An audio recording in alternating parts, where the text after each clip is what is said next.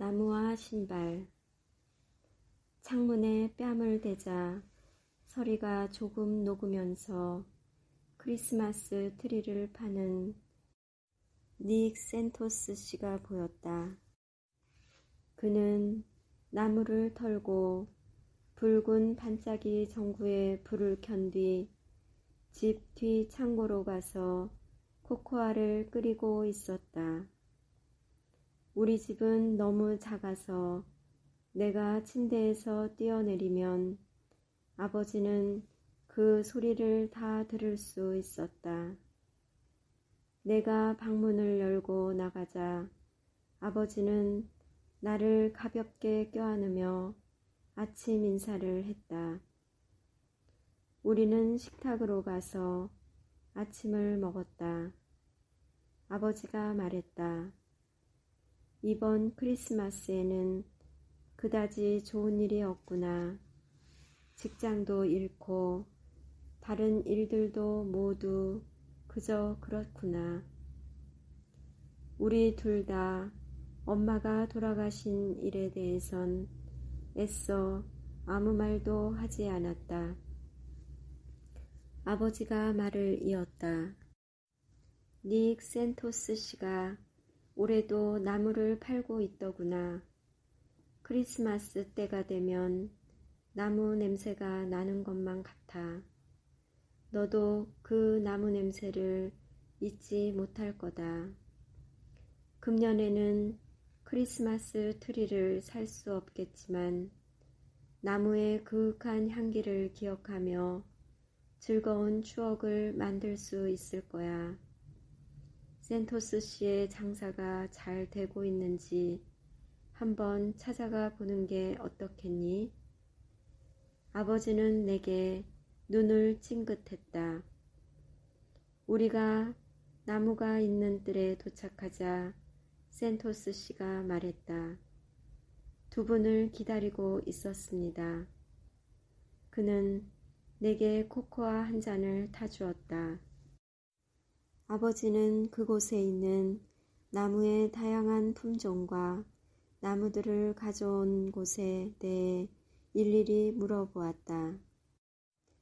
아버지는 깊이 심호흡을 하면서 마치 기억 속으로 빠져드는 듯이 나무들의 강렬한 냄새를 맡고 있었다. 우리가 막 자리를 뜨려는 순간 센토스 씨가 나더러 마음에 드는 나무가 있느냐고 물었다. 그러면서 그는 이렇게 말했다.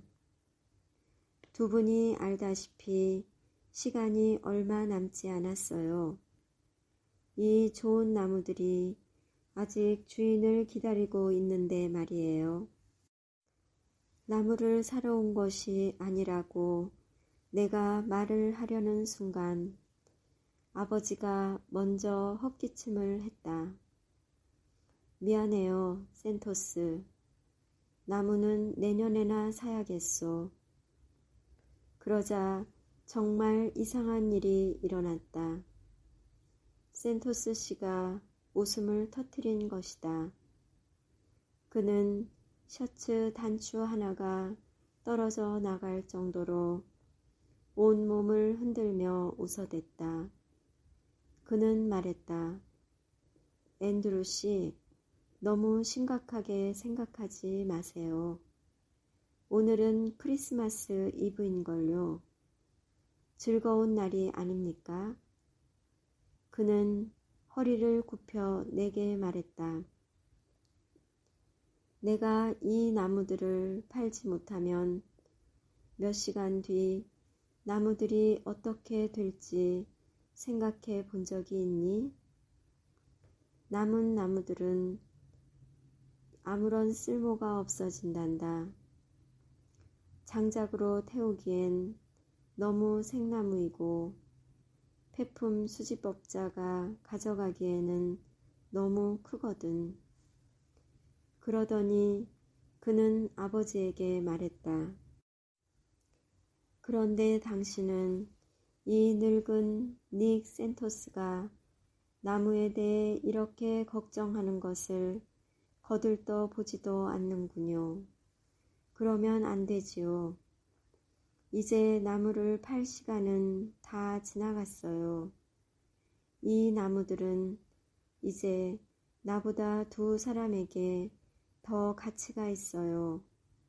그러니 하나 그냥 가져가세요. 이렇게 간청하는 나를 봐서라도 제발 아무 말 하지 말고 가져가세요.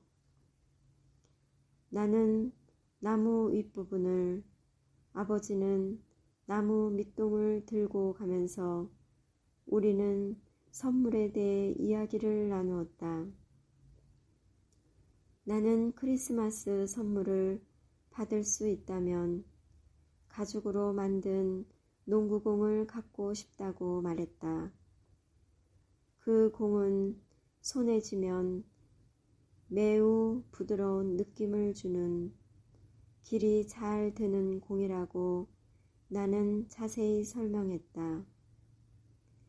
아버지는 켈시 구두 가게의 쇼윈도에 있는 작업용 부츠가 마음에 든다고 말했다. 우리는 둘 다 저녁 식사로 스테이크를 먹고 싶었다. 하지만 이번 크리스마스에는 아무 선물도 없으리라는 것을 우리는 알고 있었다. 우리는 좁은 거실에 나무를 세워 놓았다. 하지만 나무 아래 선물 상자가 없어서 썰렁해 보였다. 아버지는 내 얼굴을 보며 이렇게 말했다. 우리보다 더 많은 것이 필요하지만 더 적게 가진 사람들을 생각해 보라고. 곧이어 나는 책을 읽기 위해 내 방으로 올라갔다. 창문으로 다가가자 닉 센토스 씨가 뒷마당 의자에 앉아 선물을 포장하는 모습이 보였다. 그는 농구공처럼 생긴 물건을 큰 상자에 넣고 만화가 그려진 포장지로 싸고 있었다. 어딘가에 그의 가족이 살고 있는 게 분명했다. 그런 생각이 들자 내 마음이 푸근해졌다. 크리스마스 아침이었다. 잠에서 깨어 거실로 나간 나는 크리스마스 트리 밑에 만화 포장지로 싼 커다란 선물 상자가 놓여 있는 것을 보고 깜짝 놀랐다. 그 선물에는 이름이 쓰여 있지 않았다. 하지만 나는 그것이 내 선물이라는 걸 알 수 있었다. 물론 센토스 씨가 나를 위해 선물한 것이 틀림없었다. 내가 상자를 열어보려는데 마침 아버지가 방에서 나오셨다. 아버지는 반짝이는 자주색 종이로 포장한 큰 상자 하나를 들고 있었다. 대단한 건 아니야. 하지만 내가 좋아할 선물이다. 아버지는 만화 포장지로 싼 상자 옆에 자주색 상자를 내려놓으며 말했다. 두 상자는 크기와 무게가 비슷했다. 그리고 내가 두 상자를 흔들어 보자 똑같이 가죽이 부딪히는 둔탁한 소리가 났다. 센토스 씨가 내게 농구공을 선물했는데 아버지는 그것도 모르고 똑같은 농구공을 선물한 것이다. 나는 아버지의 선물을 먼저 열어보았다. 내가 언제나 갖고 싶었던 농구공이었다. 눈물이 나올 것만 같았다. 아버지가 물었다. 무슨 일이니? 농구공이 싫으니? 그게 아니고요. 나는 더듬거리며 말했다. 하지만 나는 내가 아는 사실을 아버지에게 말할 수 없었다. 대신에 나는 이렇게 둘러댔다. 아버지도 선물을 받았으면 좋았을 텐데요. 그런데 만화 포장지로 싼 이 선물에는 이름이 쓰여 있지 않구나. 어서 내가 열어보마. 내가 말릴 사이도 없이 아버지는 선물의 포장을 뜯었다. 뭐가 들었을까? 아버지는 그렇게 말하면서 상자 안에서 작업용 가죽 부츠를 꺼내는 것이었다. 아니, 누가 나한테 이런 선물을 했을까? 아버지는 그렇게 물었다. 나는 뭐가 어떻게 된 건지 알 수가 없었다. 만화 포장지로 보아 센토스 씨가 선물한 게 틀림없었다. 그리고 어제 내가 창문으로 내려다 본 것은 농구공이 아니라 부츠였던 것이다. 그날 점심을 먹고 나서 나는 센토스 씨에게 고맙다는 말을 하기 위해 아버지 몰래 그의 가게로 갔다. 하지만 그는 가게에 없었다. 마치 처음부터 그가 그곳에 없었던 것 같았다. 나무도 잎사귀도 반짝이 불빛도 없었다. 문에는 다음과 같은 쪽지가 하나 붙어 있었다. 마이애미로 갑니다. 내년에 돌아오겠습니다. 메리 크리스마스. 매일매일의 인생이 오늘처럼 행복하기를. 그는 결코 돌아오지 않았다. 내가 자라서 어른이 된 뒤에도 그는 오지 않았다. 나는 크리스마스에 아버지를 만나러 갈 때마다 그를 찾아보았다.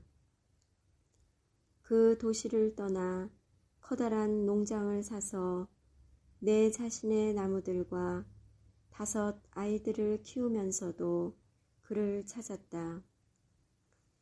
내 도움이 필요한 사람들을 볼 때마다 센토스 씨가 생각났다. 그를 계속 찾고 있던 나는 마침내 한 가지 사실을 깨달을 수 있었다. 닉 센토스 씨는 돌아와 있었다. 매일매일의 내 삶 속에.